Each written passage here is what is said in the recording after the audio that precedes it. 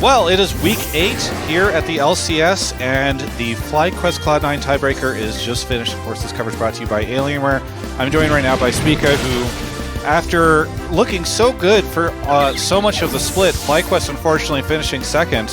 What happened? Where did it all go wrong?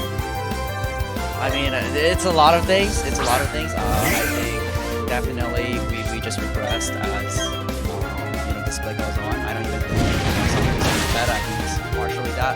It's also just like our individual level just went down. Not sure why we came out really hard and then kind of complacent. It was because we just came back from Korean boot camp, so we were all like riding super hard.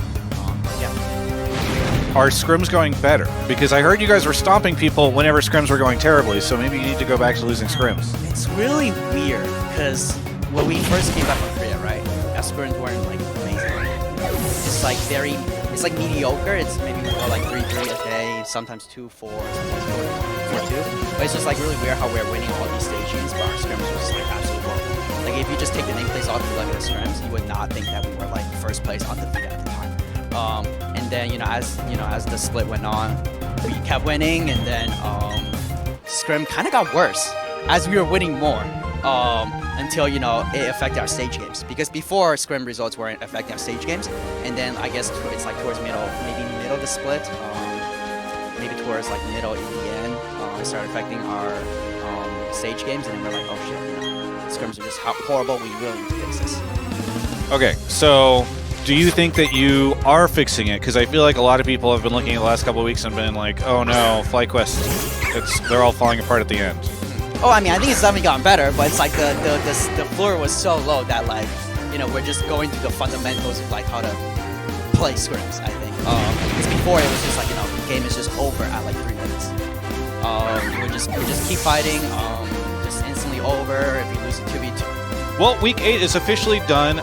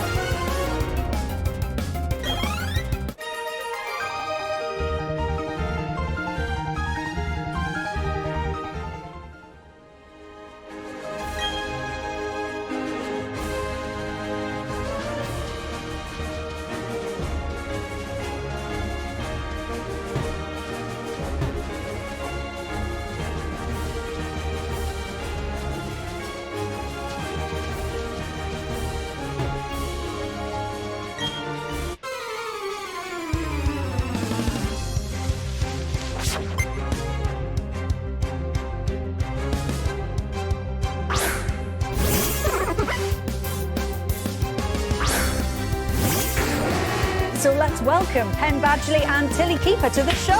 Welcome both. Okay, Penn, we need to catch everyone up a bit who hasn't seen it. So the show is huge.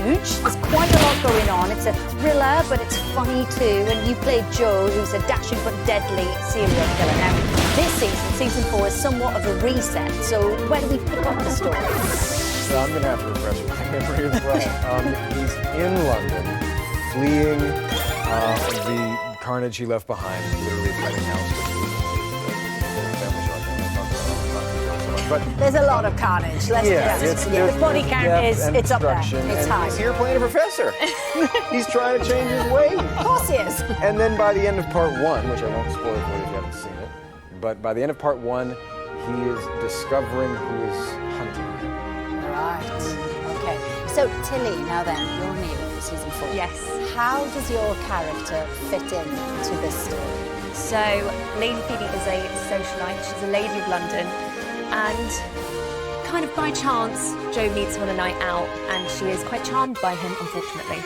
And she decides that he's her new best friend. Bad choice. She's not a great judge of character at all, so she decides that he's her new best friend. And unfortunately, she kind of gets tangled up in all the killings and drama that follows him as well. Gets drawn into the web. And this season is a little bit different, isn't it, from the ones that we've seen before? It's more of a whodunit this time. It is. I mean, it's firmly in the whodunit genre for at least the first part. That's the part 2, which we cannot spoil, but it's part 2 that brings it home to what the show does best. But yeah, for the first 5 episodes, it really is Joe trying to figure out who is this killer on the loose, killing all of her friends. Your friends. Now, for people who haven't seen it, it's quite interesting to try and explain, because a lot of your script is Joe, your character's thoughts, isn't it? And that's what brings the humour in there as well. And there's quite an interesting way in which you film it, because you sort of record his thoughts first, don't you? We do, yeah. Well, I do. I mean, it's amazing how much autonomy they've given me there. I mean, it's like I just kind of go. Because they're scared of you. Yeah. Well, they've created a monster then, and it's on them. Yeah, so I just go into a box, a vocal booth, and I record, sometimes 2 or 3 episodes at a time. And I give them a bunch of different levels, so I'm never sure what they're going to use, although it tends to be pretty consistent. I always try to play with the humor as much as I can. I don't think about how I'm going to act in it, and then when I shoot the episode as an actor, I don't really concern myself with what I've done there, and it always just it always merges well. And as you mentioned, it's here in the UK. Pat, how did you settle into life over here? I really, truly love it here. I'm not pandering to the crowd. I truly love London. My wife is British, and it's just yeah. And in fact, I stayed with my aunt-in-law much of the time I was here. Shout out to Gabby. Hi, Gabby. I do love it here, and I got to do what a lot of Americans don't get to do, which is I didn't do anything touristy. I just lived and worked here, and that's I think when you get to cherish your place. Yeah, absolutely. And then for you, Tilly, you were a big fan of the show. Yeah. And then you're in it. I know. But wasn't it your dad who helped you during the audition? Yes, my lovely dad. He'll be so thrilled I'm talking about him right now. So he helps me out with a lot of my self-tapes, because the kind of nature of auditioning at the moment is a lot of it happens from the comfort of your own home. Yeah. So my dad was reading the intense lines in the audition. How was he? Tips. If you go for the next season, he's got some notes for you. Yeah, he's a Cockney as well, so the lines didn't quite read with the same American charm that Penn has. Right, good. And speaking of the East End, you started out in EastEnders playing Phil Mitchell's daughter, Louise. Yes. Penn, we did hear that you can do a bit of a Cockney accent, though. Is it just a rumour? Come on, Penn, we need to hear this. It really is polarizing. Some people find it charming, which is to say, maybe it's just me. And then others really hate it. But it's a bit up here.